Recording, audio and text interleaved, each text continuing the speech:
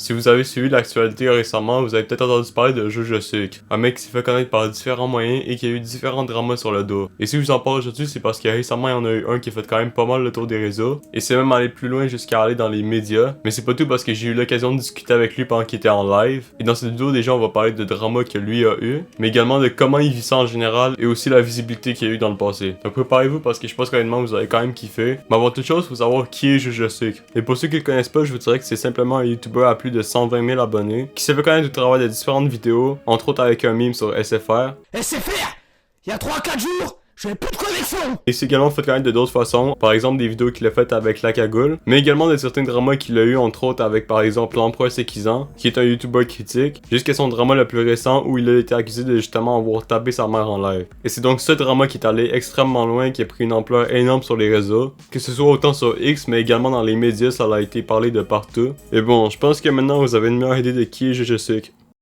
Bon, maintenant que vous avez un meilleur portrait du personnage, je peux maintenant passer à directement les dramas qu'il y a eu. Parce que oui, comme je vous l'ai expliqué, c'est reconnaître entre autres à cause des différents memes qu'il y a eu sur lui. Et il y a une époque où il était plus ou moins connu aussi. Sauf qu'il travaille tout ça, ben évidemment il y a eu pas mal de dramas sur le dos. Et on peut voir qu'en effet, lorsqu'on va sur sa chaîne comme ça, sans le connaître, on pourrait penser que le mec est complètement fou. Puisque moi-même, ça fait quelques années que je le connais sa chaîne personnellement. Et honnêtement, je vais pas vous mentir que c'était l'image que j'avais de lui avant de lui parler. Sauf qu'avec les dramas qu'il y a eu, évidemment, ça l'a pas dégagé du positif. Et beaucoup de gens ont relayé l'information comme quoi c'était quelqu'un de voilà très mauvais quoi. Et franchement bah ça se comprend puisque le fait de voir un mec comme ça qui tape sa mère en live en plus de d'autres choses et qui a l'air totalement fou, bah c'est sûr que ça va faire parler et c'est sûr que ça va faire réagir du mauvais sens. Maintenant je tiens tout de suite à dire que pour cette vidéo je vais pas vraiment être du côté de Jojo Sucre, mais je vais pas non plus être contre lui, parce que certes je vais donner mon avis sur certaines choses, mais je vais surtout rester un petit peu entre les deux, puisque vous l'aurez compris il y a des choses de chaque côté et moi le but c'est vraiment de montrer les deux faces de la médaille. C'est pour ça que je vous demanderai d'être non seulement respectueux dans les commentaires mais de vous faire aussi votre propre opinion par rapport à ça. Voilà, le but c'est pas que Jojo Sucre le prenne personnel ou quoi, c'est vraiment juste de voilà relayer le fait et de montrer un peu les deux côtés comme j'ai dit.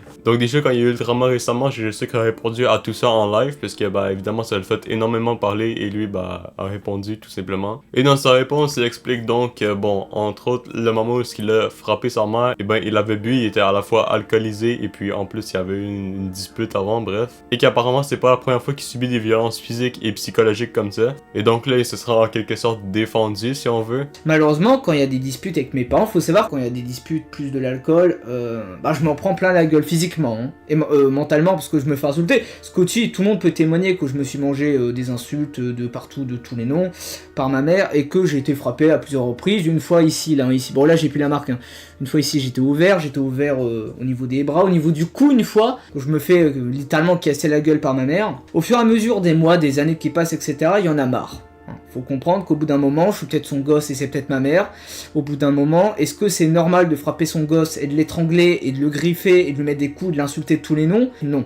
D'accord, ça n'excuse absolument pas que je la foute par terre, je mets une balayette, je suis tout à fait d'accord avec vous, hein. Mais au bout d'un moment, faut comprendre que c'est pas non plus normal l'effet inverse de se faire frapper par ma mère et insulter. Personnellement, ce que j'en pense par rapport à ça, c'est que bon, certes, il était peut-être alcoolisé et il pouvait pas se contrôler à 100%, mais malgré ça, ça reste quand même sa responsabilité, voilà, de pas faire des trucs comme ça en live, voilà, parce que c'est sûr que ça reste quand même des choses assez problématiques et que voilà, peu importe le fait que tu sois alcoolisé ou non, si on veut, c'est à toi un peu de faire en sorte que ça apparaisse pas en live ou même que ça arrive pas tout court. Maintenant, si c'est vrai qu'il subit également des violences du côté de ses parents, ben là, j'ai envie de dire que les deux sont en tort. Parce que c'est vrai que bon, ses parents ont pas par exemple à lui faire subir des violences comme ça, mais lui non plus n'a pas à le faire en retour. Maintenant bon, on va mettre un peu ça de côté pour l'instant parce qu'il y a d'autres choses également. Mais maintenant vous comprendrez un peu ce que je vous disais quand il y a des choses des deux côtés. Les flics étaient venus, hein, littéralement, parce que j'avais demandé qu'on appelle la police, d'accord. Les flics interviennent, etc. et demandent qu'est-ce qui se passe, machin. Et ensuite, bah les flics repartent. Et on a rigolé, c'est-à-dire que quand les flics sont partis, on a rigolé de la situation. On s'est dit putain les flics sont venus et tout. Bon maintenant ça me fait un peu bizarre qu'il ait rigolé de la situation après que ce soit arrivé parce que clairement c'était vraiment pas drôle. Si le fait que les deux aient une dispute et qu'après ça les deux en rient, bah tant mieux pour eux j'ai envie de dire, malgré que je trouve ça assez bizarre.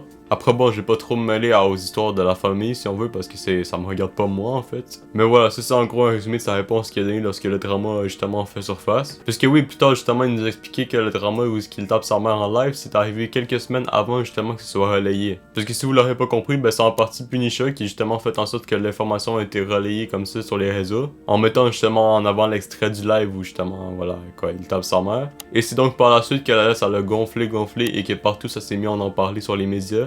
Moi, je me rappelle, à ce moment-là, genre... en plus, c'était genre 3 semaines après qu'il y a eu la bagarre, hein, que ça a percé. Donc moi, genre, c'était un samedi et tout, tranquille. Genre, je prends ma douche et tout, je vais sur mon tel, et je vois on m'envoie dans un groupe, ouais, il y a Punisher, il a fait un post sur toi. Du coup, tu vois, je stresse, parce que t'as vu Punisher, genre, voilà.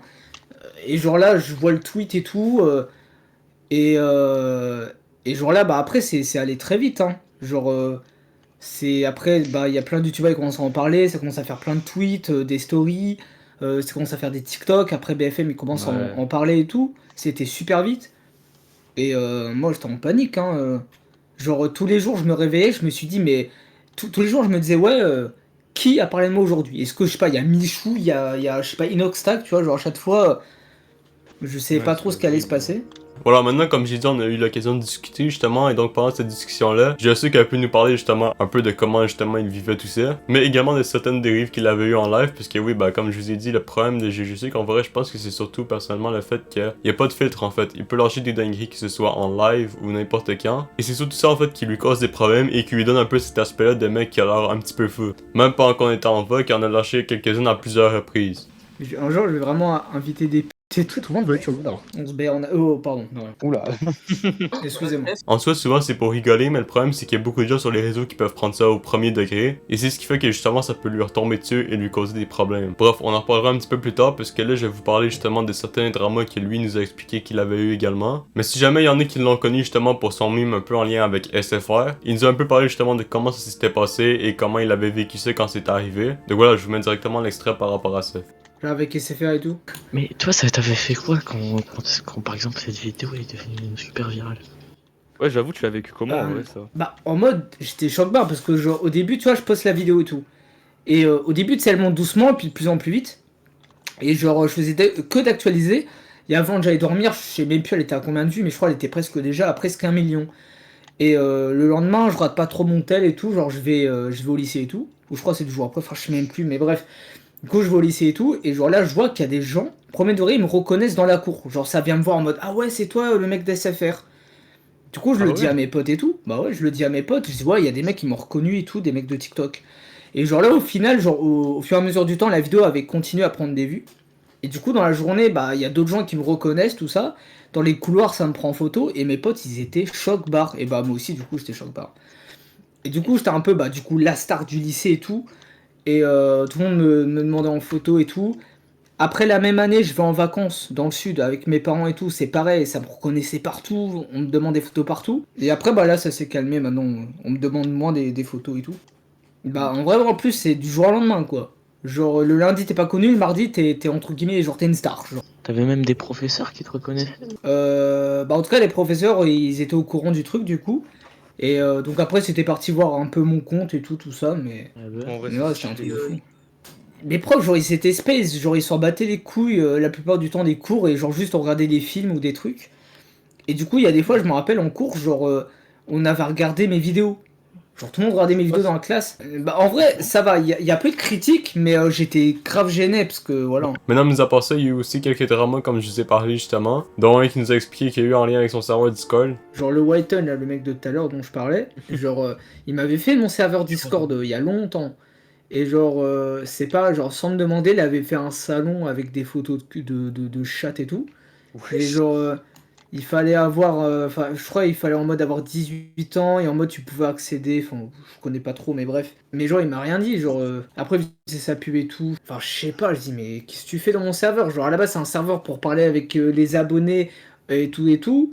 Dans mon serveur, il met des dessins. Non, mais dans tout cas, c'est un truc de détraqué de faire ça. C'est enfin, Ouais, ouais, ouais. tu, Quand t'as une communauté sur YouTube, tu fais peux pas faire ça. Enfin, c'est quoi ce bordel? Enfin, Voilà, il y a des trucs quand même assez fous, je vais pas vous mentir. Mais au moins, des gens importants, ce qui est bien, c'est que lui-même assume qu'il y a certaines choses de son côté qui sont un petit peu stupides. Et que justement, le fait de faire des lives comme ça où justement il boit de l'alcool, et ben clairement, bah ça joue pas en sa faveur. genre là, je sais que si genre demain je deviens aussi connu que Michou, Inox ou je sais pas qui, je sais que genre au bout de même pas une semaine, j'ai déjà un drama, hein. Enfin c'est obligé. Parce que je sais Ouais. pas, j'ai dit un truc sur les arabes ou j'ai dit voter RN ou je sais pas trop ce que j'ai dit, mais je me dis si demain Squeezie il lâcherait un voter RN, mais obligé, tout le monde fait une vidéo là-dessus.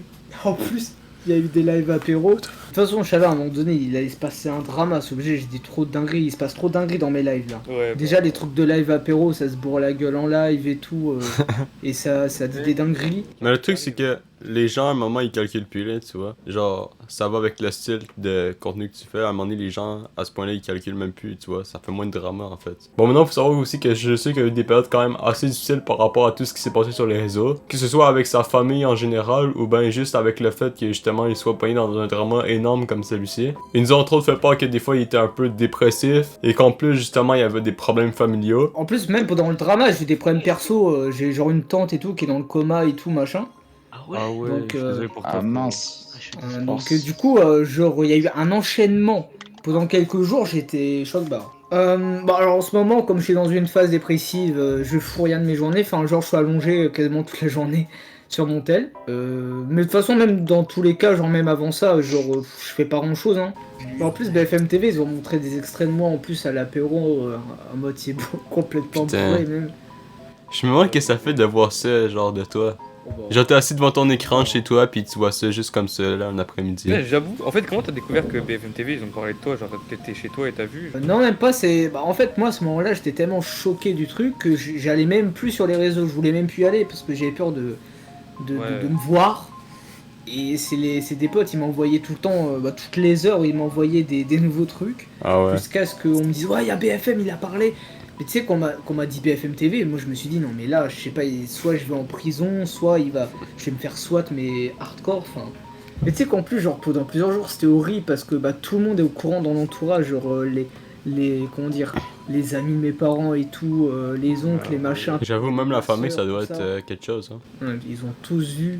Y'a des gens qui ont arrêté de te parler avec ça ou quoi? Bon, ouais, il y a des gens, ils ont retourné leur veste. Ah ouais. En mode, au début, ça me suçait et tout, et après, ça me disait, ouais, mais en fait, t'es un connard, t'es un frappeur de femmes, alcoolique. Après, c'est pas tu vois, j'ai un pote, il venait tous les jours, mais tous les jours dans mes lives. Et en gros, genre, pendant le drama, il me dit, ouais, c'est pas contre toi, t'inquiète, hein, mais je veux plus trop être modo parce que vu le drama, tout ça. Et genre, il mettait même plus de commentaires dans mes lives, mais sur Twitch, on peut savoir, il y a qui te regarde. Du coup, il était dans les lives, mais tu sais, il voulait même plus mettre de commentaires. Et au début, je dis rien. Ouais, et au bout d'un moment, j'ai dit, tu sais, en vrai de vrai, genre, moi, j'ai pas envie d'être pote avec toi, parce que vas-y, tu vois, genre, quand tout va bien, t'es là, mais quand il y a un problème, tu te casses, tu vois, donc... Bah après, je comprends en vrai, parce que tu sais, c'est logique que les gens ils veulent pas s'associer à quelqu'un comme ça, tu vois. Quand quelqu'un qui est accusé de choses graves, on va dire. Mais en même temps. Ah, mais c'est pas un vrai pote dans ce cas-là, hein. C'est pas un vrai pote. Ouais, c'est ça. Quand c'est pas publiquement, en vrai, il devrait quand même rester proche un minimum, c'est ce que moi je me dis en vrai. Sans s'afficher nécessairement, tu vois. Ouais. Ça, par contre, c'est un truc de fou. Genre, il y a des gens, ils me disent, ouais, ah, tu sais qu'il y a des gens, ils m'ont dit, ouais, vas-y, pends-toi. Oui, Il y a des gens, ils m'ont dit ça, ouais. Mais tu sais, on m'a SWAT et tout, hein. On m'a ramené, ouais on m'a ramené la police et tout. Genre, quelques heures après le drama, genre, déjà, il y a la police qui était venue. Après, ils sont repartis. Genre, là, hier, ils sont. Non, c'est hier, ouais. Ouais, hier.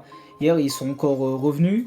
Donc, il y a le numéro de mes parents qu'ils ont leak. Du coup, ça appelle mes parents, tout ça. Enfin, c'est hardcore.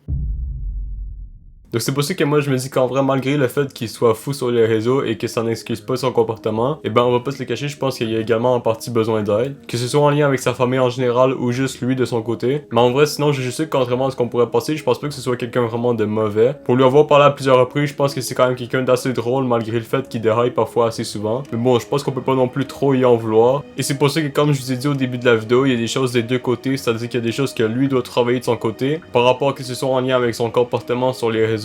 Mais également des choses par exemple en lien avec sa santé mentale ou d'autres choses en général dans lesquelles il peut par exemple être aidé. En tout cas, n'hésitez pas à me dire ce que vous en pensez dans les commentaires. Est-ce que vous aviez entendu parler justement de toute l'affaire qu'il y avait autour de ça? Sinon, si vous aimez ce genre de vidéo là, n'hésitez pas à vous abonner et à me le laisser savoir. Sinon, j'espère que vous avez aimé la vidéo et moi je vous dis à la prochaine.